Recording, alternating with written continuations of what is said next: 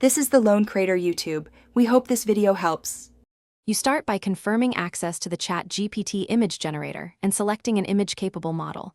Once confirmed, gather references and lock the target mood.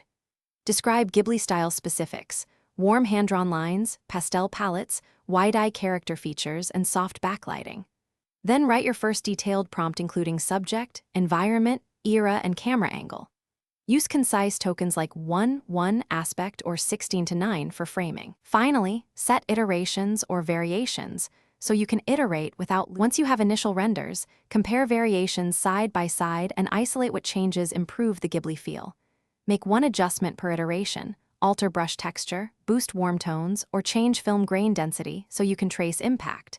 Use targeted adjectives: soft cell shading, hand-inked lines, muted teal shadows. Apply negative prompts to exclude modern objects or photoreal features. Keep prompt history and label each run. You will need those exact phrases to reproduce successful results later. When you're ready to finalize, pick the strongest render and upscale at the highest quality option.